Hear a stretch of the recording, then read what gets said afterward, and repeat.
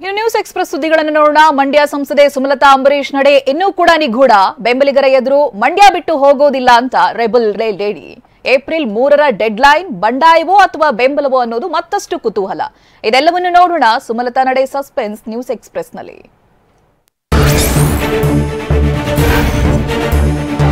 ಮಂಡ್ಯ ಲೋಕಸಭಾ ಕ್ಷೇತ್ರದ ticket JDS ಪಾಲಾಗಿದ್ದಕ್ಕೆ ಸಂಸದೆ ಸುಮಲತಾ ಅಂಬರೀಶ್ ಬೇಸರಗೊಂಡಿದ್ದಾರೆ. ಹೀಗಾಗಿ ಬೆಂಗಳೂರಿನ ಜೆಪಿ ನಗರ ಅಂಬಿ ನಿವಾಸದಲ್ಲಿ ಸುಮಲತಾ ಮಂಡ್ಯ ಬೆಂಬಲಿಗರ ಜೊತೆ ಸಭೆ ನಡೆಸಿದರು. ತೆರೆದ ವಾಹನದಲ್ಲಿ ಮಾತನಾಡಿದ ಅವರು, ಕೆಲವೇ ದಿನಗಳಲ್ಲಿ ಮಂಡ್ಯದಲ್ಲಿ ಸಭೆ ಮಾಡುತ್ತೇನೆ, ನನ್ನ ನಿರ್ಧಾರವನ್ನ ಅಲ್ಲೇ ಮಾಡ್ತೀನಿ, ನಿಮ್ಮೆಲ್ಲರ ಆಶೀರ್ವಾದ ಪಡೀತೀನಿ ಅಂದ್ರು. 3ನೇ ತಾರೀಕು ನಾನು ಮಂಡ್ಯದಲ್ಲೇ ಸಭೆ ಮಾಡ್ತೀನಿ. ನನ್ನ ನಿರ್ಧಾರ ಏನು ಅಂತ ನಾನು ಅಲ್ಲೇ ಹೇಳ್ತೀನಿ, ನಿಮ್ಮೆಲ್ಲರ ಆಶೀರ್ವಾದ ಪಡಿತೀನಿ. ನಾನು ಹೇಳ್ತಾ ಇದ್ದೀನಿ ಪದೇ ಪದೇ, ನಿಮ್ಮನ್ನು ಬಿಟ್ಟು ಯಾವ ನಿರ್ಧಾರ ನಾನು ತಗೊಳ್ಳೋದಿಲ್ಲ. ಮಂಡ್ಯ ಅಂದ್ರೆ ನನಗೆ ಅಭಿಮಾನ, ನನಗೆ ಕೊಟ್ರೆ ಮಂಡ್ಯ ಕ್ಷೇತ್ರವನ್ನೇ ಕೊಡಿ ಎಂದು ಹೇಳಿದ್ದೇನೆ ಅಂತ ಮಂಡ್ಯ ಸಂಸದೆ ಸುಮಲತಾ ಹೇಳಿದ್ದಾರೆ. ಮಂಡ್ಯ ಕೊಡಲ್ಲ, ಬೇರೆ ಕಡೆ ನಿಲ್ಲಿ ಅಂದ್ರೆ ಯಾರಾದ್ರೂ ಬಿಡ್ತಾರಾ? ಆದ್ರೆ ಏನೇ ಆದ್ರೂ ನಾನು ಮಂಡ್ಯ ಬಿಟ್ಟು ಕೊಡುವುದಿಲ್ಲ ಅಂತ ಸುಮಲತಾ ಹೇಳಿದ್ದಾರೆ. ಮಂಡ್ಯ ಬಿಟ್ರೆ ನನಗೆ ರಾಜಕಾರಣ ಬೇಡ ಅಂತಾನೆ ನಾನು ಹೇಳಿದ್ದೀನಿ. ಇವತ್ತಿಗೂ ನಾನು ಮಂಡ್ಯ ಬಿಟ್ಟು ಎಲ್ಲೂ ಹೋಗಲ್ಲ ಅನ್ನೋ ಮಾತನ್ನೇ ನಾನು ಹೇಳ್ತಾ ಇದ್ದೀನಿ. ಭಾಷಣದ ವೇಳೆ ಭಾವುಕರಾದ ಸಂಸದೆ ಸುಮಲತಾ ಅಂಬರೀಶ್, ನಿಮ್ಮನ್ನ ವಿಶ್ವಾಸಕ್ಕೆ ತೆಗೆದುಕೊಳ್ಳದೆ ಯಾವ ನಿರ್ಧಾರ ಕೈಗೊಳ್ಳಲ್ಲ ಅಂತ ಹೇಳಿದ್ರು. ಮಂಡ್ಯದ ಋಣ ಬಿಡುವ ಪ್ರಶ್ನೆ ಇಲ್ಲ ಎಂದ ಅವರು, ನನ್ನ ರಾಜಕೀಯ ಏನೇ ಇದ್ರು ಮಂಡ್ಯದ ಜೊತೆಗೆ, ನಿಮ್ಮನ್ನ ನೋಯಿಸುವ ನಿರ್ಧಾರ ನಾನು ಮಾಡಲ್ಲ ಅಂತ ಸಂಸದೆ ಹೇಳಿದ್ರು. ಮಂಡ್ಯ ಮಣ್ಣಿನ ಋಣ, ಆ ಗುಣ ಎಂದಿಗೂ ಬಿಡೋ ಪ್ರಶ್ನೆನೇ ಇಲ್ಲ. ನಮ್ಮ ಒಂದು ರಾಜಕೀಯವಾದ ಒಂದು ನಿರ್ಧಾರಗಳು ಎಲ್ಲವೂ ಮಂಡ್ಯದ ಜೊತೆಲೇ ಅದು ಇರುತ್ತೆ ಹೊರತು ಎಲ್ಲೂ ಇರಲ್ಲ. ನಾನು ಎಂದಿಗೂ ಸ್ವಾರ್ಥದ ರಾಜಕಾರಣ ಮಾಡಿಲ್ಲ ಅಂತ ಮಂಡ್ಯ ಸಂಸದೆ ಸುಮಲತಾ ಹೇಳಿದ್ದಾರೆ. ಜೆಪಿ ನಗರ ನಿವಾಸದಲ್ಲಿ ಮಾತನಾಡಿದ ಅವರು, ಅಂಬರೀಶ್ ಜೊತೆಗಿದ್ದ ಎಲ್ಲರೂ ಇಂದಿಗೂ ನಮ್ಮ ಜೊತೆಗಿದ್ದಾರೆ. ನಮ್ಮ ಜೊತೆ ಯಾವುದೇ ದೊಡ್ಡ ನಾಯಕರಿಲ್ಲ, ಎಲ್ಲ ನೀವೇ ನನಗೆ, ಇಲ್ಲಿಗೆ ಬಂದಿರುವ ನೀವೇ ನನಗೆ ಶಕ್ತಿ ಅಂತ ಸಂಸದೆ ಹೇಳಿದ್ರು. ಇದರಲ್ಲಿ ನಂದು ಯಾವ್ದು ಸ್ವಾರ್ಥ ಏನಿಲ್ಲ. ಸ್ವಾರ್ಥ ಇದೆ ಅಂದ್ರೆ ಅದು ನನಗೆ ಮಂಡ್ಯನೇ ಬೇಕು, ಇನ್ ಯಾವ್ದು ಬೇಡ ಅಂತಾನೆ ನಾನು ಹೇಳಿದ್ದೀನಿ. ಮಂಡ್ಯ ಬಿಟ್ಟು ನನಗೆ ಇನ್ಯಾವುದೂ ಬೇಡ.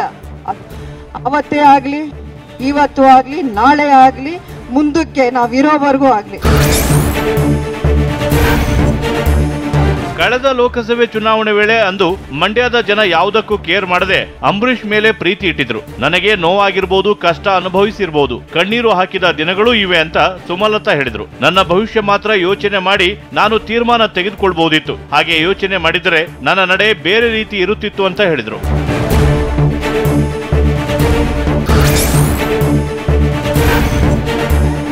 ಕಳೆದ ಬಾರಿಯಂತೆ ಸವಾಲು ಈ ಬಾರಿ ಕೂಡ ವಿಚಿತ್ರವಾಗಿ ಬದಲಾಗಿದೆ ಅಂತ ಸುಮಲತಾ ಅಂಬರೀಶ್ ಹೇಳಿದ್ದಾರೆ. ಬಿಜೆಪಿ ಸೇರ್ಪಡೆಗೆ ನೇರ ಆಮಂತ್ರಣ ಬಂದಿದೆ. ಎಲ್ಲಾ ಪ್ರಶ್ನೆಗೂ ಏಪ್ರಿಲ್ 3ನೇ ತಾರೀಕು ಉತ್ತರ ಸಿಗುತ್ತೆ ಅಂತ ಸುಮಲತಾ ಹೇಳಿದ್ದಾರೆ. ಖಂಡಿತ ಹೈಕಮಾಂಡ್ ಅವರು ಮಾತಾಡಿದಾಗ್ಲೂ ಅಥವಾ ನಿನ್ನೆ ವಿಜಯೇಂದ್ರ ಅವರು ಇಲ್ಲಿಗೆ ಬಂದಾಗ್ಲೂ ನಿಮಗೆ ಪಕ್ಷ ನಮಗೆ ನೀವು ಸಹಕಾರ ಕೊಟ್ರೆ ನಿಮಗೆ ಪಕ್ಷದಲ್ಲಿ ತುಂಬಾ ಉಜ್ವಲ ಭವಿಷ್ಯ ಇದೆ, ನಿಮಗೆ ಉನ್ನತ ಮಟ್ಟದಲ್ಲಿ ಸ್ಥಾನಮಾನ ಕೊಡುವಂತ ಒಂದು ಐಡಿಯಾ ಹೈಕಮಾಂಡ್ ಇಂದಾನೇ ನಮಗೆ ಸಿಕ್ಕಿದೆ. ಬಹಿರಂಗ ಸಭೆಯಲ್ಲಿ ಮಾತನಾಡಿದ ಸುಮಲತಾ ಪುತ್ರ ಅಭಿಷೇಕ್ ಅಂಬರೀಶ್, ಕಾಲ ಈಗ ಹೇಗೆ ಬದಲಾಗಿದೆ ಅಂತ ನಿಮಗೆ ಗೊತ್ತಿದೆ, ಆದ್ರೂ ಯಾವತ್ತೂ ನಾವಂತೂ ಮಂಡ್ಯ ಬಿಟ್ಟು ಹೋಗಲ್ಲ ಅಂದ್ರು. ಅಂಬರೀಶ್ ಮಗನಾಗಿ ಈ ಮಾತು ಹೇಳುತ್ತಿದ್ದೇನೆ, ಜನಾಭಿಪ್ರಾಯ ಇಲ್ಲದೆ ನಾವು ಯಾವತ್ತೂ ತೀರ್ಮಾನ ತೆಗೆದುಕೊಂಡಿಲ್ಲ. ನಿಮ್ಮ ಆಶೀರ್ವಾದ ನಮ್ಮ ಕುಟುಂಬದ ಮೇಲೆ ಹೀಗೆ ಇರಲಿ ಅಂತ ಅಭಿಷೇಕ್ ಹೇಳಿದ್ರು.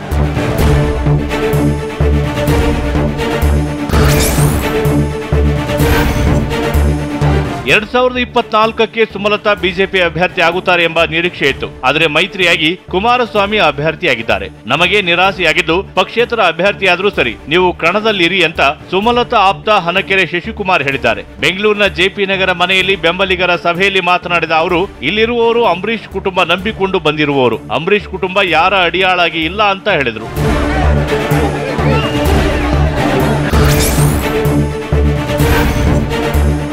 ನೀವು ಸ್ಪರ್ಧೆ ಮಾಡಬೇಕು, ಅಭಿಮಾನಿಗಳನ್ನ ಬೇರೆಯವರ ಮನೆ ಬಾಗಿಲಿಗೆ ಕಳಿಸಬೇಡಿ ಅಂತ ಬೆಂಬಲಿಗರು ಸುಮಲತಾಗೆ ಒತ್ತಾಯಿಸಿದ್ರು. ನಿಮ್ಮ ಮನೆಯಲ್ಲೇ ನಾವು ಇರುತ್ತೇವೆ, ನೀವು ನಿಲ್ಲದಿದ್ರೆ ನಾವು ಬೇರೆ ಪಕ್ಷಕ್ಕೆ ವೋಟ್ ಹಾಕಲ್ಲ, ಬೇಕಾದ್ರೆ ನೋಟಾಗೆ ಮತ ಹಾಕುತ್ತೇವೆ ಅಂತ ಬೆಂಬಲಿಗರು ಹೇಳಿದ್ರು.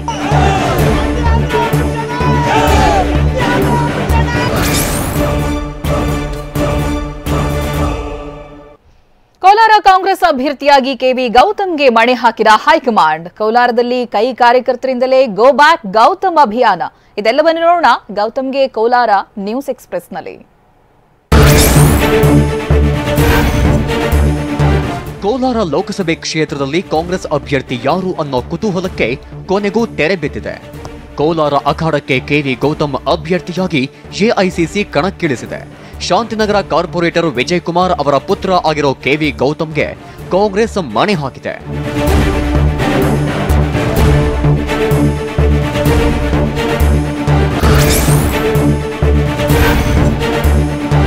ಕೋಲಾರ ಕಾಂಗ್ರೆಸ್ ಘಟಕದಲ್ಲಿ ವೈಮನಸ್ಸು ಇರುವುದು ನಿಜ ಅಂತ TV9ಗೆ ಕೋಲಾರ ಕಾಂಗ್ರೆಸ್ ಅಭ್ಯರ್ಥಿ ಕೆಸಿ ಗೌತಮ್ ಹೇಳಿದರು. ಮುನಿಯಪ್ಪ ಮತ್ತು ರಮೇಶ್ ಕುಮಾರ್ ಬಣಗಳ ವೈಮನಸ್ಸು ತಾತ್ಕಾಲಿಕ. ಕೋಲಾರ ಲೋಕಸಭಾ ಕ್ಷೇತ್ರದಲ್ಲಿ 100ರಷ್ಟು ಗೆಲ್ಲುವ ವಿಶ್ವಾಸ ಇದೆ ಅಂತ ಕಾಂಗ್ರೆಸ್ ಅಭ್ಯರ್ಥಿ ಗೌತಮ್ ಹೇಳಿದ್ದಾರೆ. ಚಿಕ್ಕಪೆದ್ದಣ್ಣವರಿಗೆ ಟಿಕೆಟ್ ಕೊಡಬೇಕಂತ ಮುನಿಯಪ್ಪನವರು ಕೇಳಿದ್ದು ಸಹಜ, ಎಲ್ಲರಿಗೂ ಗೊತ್ತಿರುವಂಥದ್ದೇ. ಆದರೆ ಪಕ್ಷ ಒಂದು ತೀರ್ಮಾನ ತಗೊಂಡಿದೆ, ಇದು ಬೇಡ, ಇದೊಂದು ಅವಕಾಶ ಒಬ್ಬ ಕಾರ್ಯಕರ್ತನಿಗೆ, ಸಾಮಾನ್ಯ ಕಾರ್ಯಕರ್ತನಿಗೆ ಒಂದು ಒಳ್ಳೆ ಸ್ಥಾನಕ್ಕೆ ತಗೊಂಡೋಗುವಂಥ ಒಂದು ಅವಕಾಶ ಇದೆ ಅಂತೇಳಿ ನನ್ನನ್ನು ನೇಮಿಸಿದ್ದಾರೆ. ಗೌತಮ್ಗೆ ಕಾಂಗ್ರೆಸ್ ಟಿಕೆಟ್ ಘೋಷಣೆ ಆಗುತ್ತಿದ್ದಂತೆ ಕೋಲಾರದಲ್ಲಿ ಅಸಮಾಧಾನದ ಬೆಂಕಿ ಧಗಧಗ ಅಂತಿದೆ. ಟಿಕೆಟ್ ಘೋಷಣೆ ಆಗುತ್ತಿದ್ದಂತೆ ಕಾಂಗ್ರೆಸ್ ಕಾರ್ಯಕರ್ತರೇ ಗೌತಮ್ ಗೋ ಬ್ಯಾಕ್ ಅಭಿಯಾನ ಆರಂಭಿಸಿದ್ದಾರೆ. ಸಾಮಾಜಿಕ ಜಾಲತಾಣದಲ್ಲಿ ಗೌತಮ್ ಗೋ ಬ್ಯಾಕ್ ಪೋಸ್ಟ್ ಹಾಕಿದ್ದಾರೆ. ಸ್ಥಳೀಯರನ್ನ ಕಡೆಗಣಿಸಿ ಹೊರಗಿನವರಿಗೆ ಮಣೆ ಹಾಕಿದ್ದಾರೆ ಅಂತ ಕೈ ಕಾರ್ಯಕರ್ತರು ಕೆಂಡ ಕಾರಿದ್ದಾರೆ.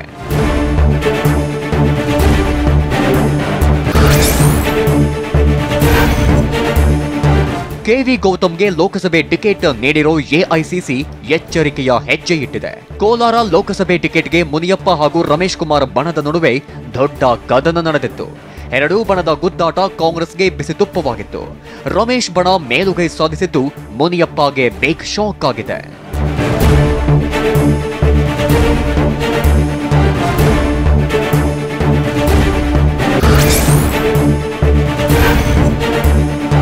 ಕೆವಿ ಗೌತಮ್ಗೆ ಟಿಕೆಟ್ ನೀಡಲಾಗಿದ್ದು ಹೈಕಮಾಂಡ್ ನಿರ್ಧಾರಕ್ಕೆ ನಾವು ಬದ್ಧರಿದ್ದೇವೆ ಅಂತ TV9ಗೆ ಶಾಸಕ ಕೊತ್ತೂರು ಮಂಜುನಾಥ್ ಹೇಳಿದ್ದಾರೆ. ಪಕ್ಷ ಎರಡೂ ಬಣಗಳಿಗೂ ಟಿಕೆಟ್ ಕೊಡಲ್ಲ ಅಂದ್ರು. ಒಬ್ಬರಿಗೆ ಕೊಡಿ ಎಂದು ವರಿಷ್ಠರಿಗೆ ನಾವು ಕೇಳಿದ್ದೆವು ಅಂತ ಕೊತ್ತೂರು ಮಂಜುನಾಥ್ ಹೇಳಿದ್ದಾರೆ. ಇವತ್ತು ಗೌತಮ್ ಅವರಿಗೆ ಕ್ಯಾಂಡಿಡೇಟ್ ಅನೌನ್ಸ್ ಆಗಿದೆ ಅಂತ ಈಗ ನನಗೊಂದು ವಿಡಿಯೋ ಬಂತು, ಯಾರು ಕಳ್ಸಿಕೊಟ್ರು, ನೋಡಿದೆ. ನಾನು ಟ್ರಾವೆಲ್ ಅಲ್ಲಿ ಇದ್ದೆ, ನಾನು ಈಗ ನೋಡಿದೆ. ಆಯ್ತು, ನಾವೆಲ್ಲ ಸೇರಿ ಕಷ್ಟಪಟ್ಟು ಏನೋ ಮಾಡಿ ಗೆಲ್ಲಿಸ್ತೀವಿ ಅವ್ರನ್ನ ಅಷ್ಟೇ. ಕೆವಿ ಗೌತಮ್ಗೆ ಕಾಂಗ್ರೆಸ್ ಟಿಕೆಟ್ ನೀಡಿದ್ದಕ್ಕೆ ಸ್ವಾಗತ ಅಂತ TV9ಗೆ ಶಾಸಕ SN ನಾರಾಯಣ ಸ್ವಾಮಿ ಹೇಳಿದ್ದಾರೆ. ಹೈಕಮಾಂಡ್ ತೀರ್ಮಾನಕ್ಕೆ ನಾವೆಲ್ಲ ತಲೆಬಾಗುತ್ತೇವೆ.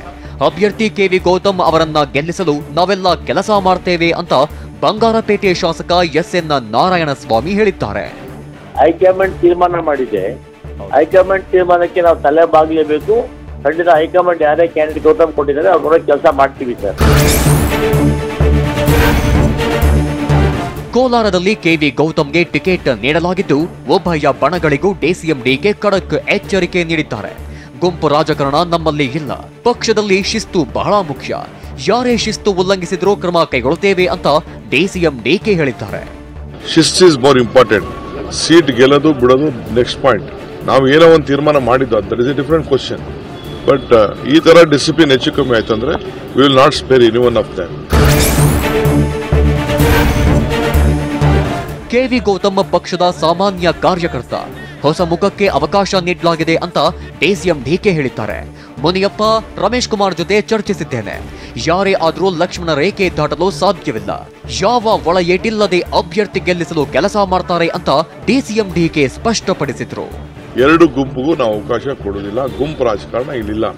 Discipline is more important. Even in any minister, MLA Lakshman ರೇಖೆನ ಕ್ರಾಸ್ ಮಾಡಲಿಕ್ಕೆ ಸಾಧ್ಯ ಇಲ್ಲ ಅಂತ ನಾನು ಹೇಳಿದ್ದೀನಿ. ಕೆಪಿಎಸ್ಸಿಯಲ್ಲಿ ನೇಮಕಾತಿ ಪಟ್ಟಿಯೇ ನಾಪತ್ತೆಯಾಗಿದ್ದರ ಬಗ್ಗೆ ಪೊಲೀಸ್ ಸ್ಟೇಷನ್ಗೆ ದೂರು ನೀಡಲಾಗಿದೆ. ಅತ್ತ ರಷ್ಯಾದಲ್ಲಿ ವಧು ಮತ್ತು ಉದ್ಯೋಗದ ಆಮಿಷವೊಡ್ಡಿ ಭಾರತೀಯ ಯುವಕರಿಗೆ ಚಿತ್ರಹಿಂಸೆ ನೀಡಲಾಗಿದೆ. ಇದೆಲ್ಲವನ್ನು ನೋಡೋಣ ಸಮಗ್ರ ನ್ಯೂಸ್ ಎಕ್ಸ್‌ಪ್ರೆಸ್‌ನಲ್ಲಿ. ಕೆಪಿಎಸ್ಸಿಯಲ್ಲಿ ನೇಮಕಾತಿ ಆಯ್ಕೆ ಪಟ್ಟಿಯೇ ನಾಪತ್ತೆಯಾಗಿದ್ದು ವಿಧಾನಸೌಧ ಪೊಲೀಸ್ ಠಾಣೆಗೆ ದೂರು ನೀಡಲಾಗಿದೆ. ಕೆಪಿಎಸ್ಸಿ ಅಧಿಕಾರಿ ದೂರಿನ ಮೇರೆಗೆ ಎಫ್ಐಆರ್ ದಾಖಲಿಸಲಾಗಿದೆ. 2016ರಲ್ಲಿ ನಡೆದಿದ್ದ ಕೊಳಗೇರಿ ಮಂಡಳಿ ಕಿರಿಯ ಇಂಜಿನಿಯರ್ ನೇಮಕಾತಿ ಆಯ್ಕೆ ಪಟ್ಟಿಯನ್ನು 2018ರಲ್ಲಿ ಕೆಪಿಎಸ್ಸಿಯಿಂದ ಹೆಚ್ಚುವರಿ ಆಯ್ಕೆ ಪಟ್ಟಿ ಪ್ರಕಟಿಸಲಾಗಿತ್ತು. ಇದನ್ನು ಪ್ರಶ್ನಿಸಿ ಹೈಕೋರ್ಟ್ ಮೊರೆ ಹೋಗಿದ್ರು. ನಂತರ ಹೈಕೋರ್ಟ್ ಆದೇಶದಂತೆ ಆಯ್ಕೆ ಪಟ್ಟಿ ಸಿದ್ಧಪಡಿಸಲಾಗಿತ್ತು. ಜನವರಿ 22ರಂದು ಕಾರ್ಯದರ್ಶಿ ಆಪ್ತ ಶಾಖೆಯಲ್ಲಿ ಕಡತ ಸ್ವೀಕಾರ ಮಾಡಿದ್ರು. ಆದರೆ ಆ ಬಳಿಕ ಕಡತ ನಾಪತ್ತೆ ಎಂದು ಕೆಪಿಎಸ್ಸಿ ಅಧಿಕಾರಿ ದೂರು ನೀಡಿದ್ದಾರೆ.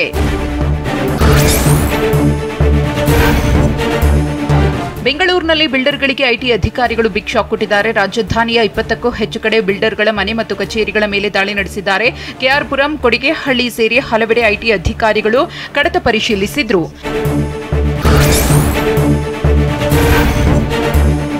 ಜೈಲಿನಲ್ಲಿರುವ ಜಾರ್ಖಂಡ್ ಮಾಜಿ ಸಿಎಂ ಹೇಮಂತ್ ಸೊರೇನ್ರ ಪತ್ನಿ ಕಲ್ಪನಾ ಸೊರೇನ್ ಅವರಿಂದು ದೆಹಲಿ ಸಿಎಂ ಅರವಿಂದ್ ಕೇಜ್ರಿವಾಲ್ರ ಪತ್ನಿ ಸುನೀತಾರನ್ನ ಭೇಟಿಯಾದರು. ದೆಹಲಿ ಮದ್ಯ ನೀತಿ ಪ್ರಕರಣದಲ್ಲಿ ಅರವಿಂದ್ ಕೇಜ್ರಿವಾಲ್ ಬಂಧನವಾಗಿದ್ದು ಸದ್ಯ ಜಾರಿ ನಿರ್ದೇಶನಾಲಯದ ಕಸ್ಟಡಿಯಲ್ಲಿದ್ದಾರೆ. ಇದೇ ವೇಳೆ ಕಲ್ಪನಾ ಸೊರೇನ್ ದೆಹಲಿ ಸಿಎಂ ನಿವಾಸಕ್ಕೆ ಆಗಮಿಸಿ ಸುನೀತಾ ಕೇಜ್ರಿವಾಲ್ ಜೊತೆ ತಾವಿರುವುದಾಗಿ ಕಲ್ಪನಾ ಹೇಳಿದ್ದಾರೆ. ದೇಶದ ಪ್ರತಿಷ್ಠಿತ ಬ್ಯಾಂಕೇತರ ಕಂಪನಿಗಳಲ್ಲಿ ಒಂದಾಗಿರುವ ಐಸಿಎಲ್ ಫಿನ್ಕಾರ್ಪ್ ಕಂಪನಿ ನಟಿ ಸಮಂತಾ ಮತ್ತು ನಟಿ ಮಮ್ಮುಟ್ಟಿಯನ್ನ ಬ್ರ್ಯಾಂಡ್ ಅಂಬಾಸಿಡರ್ಗಳನ್ನಾಗಿ ನೇಮಕ ಮಾಡಿದೆ. ಐಸಿಎಲ್ ಗ್ರೂಪ್ ಆಫ್ ಕಂಪನಿ ತನ್ನ ವ್ಯವಹಾರಗಳ ಅಭಿವೃದ್ಧಿಗಾಗಿ ಸ್ಟಾರ್ ಸೆಲೆಬ್ರಿಟಿಗಳಾದ ಸಮಂತಾ ಮಮ್ಮುಟ್ಟಿಯನ್ನ ರಾಯಭಾರಿಗಳನ್ನಾಗಿ ಮಾಡಿರುವುದರಿಂದ ತನ್ನ ಯೋಜನೆಗಳನ್ನು ಅತಿ ವೇಗವಾಗಿ ಸಾರ್ವಜನಿಕರ ಮುಂದಿಡಲು ಸಹಾಯಕವಾಗಲಿದೆ. ಐಸಿಎಲ್ ಗ್ರೂಪ್ ಆಫ್ ಕಂಪನಿ ಚಿನ್ನದ ಸಾಲ, ಬಾಡಿಗೆ, ಖರೀದಿ ಸಾಲ, ಹಣ ವರ್ಗಾವಣೆ, ವಿದೇಶಿ ವಿನಿಮಯ, ವ್ಯಾಪಾರ ಸಾಲ, ಗೃಹ ಸಾಲ ಸೇರಿದಂತೆ ವಿವಿಧ ಸೇವೆಗಳು ಲಭ್ಯವಿದೆ. ಐಸಿಎಲ್ ಫಿನ್ಕಾರ್ಪ್ ಕಂಪನಿ ಕರ್ನಾಟಕ, ಆಂಧ್ರಪ್ರದೇಶ, ತೆಲಂಗಾಣ, ತಮಿಳುನಾಡು ಸೇರಿದಂತೆ ದೇಶದ ವಿವಿಧ ರಾಜ್ಯಗಳಲ್ಲಿ ತನ್ನ ಶಾಖೆಯನ್ನ ಹೊಂದಿದೆ.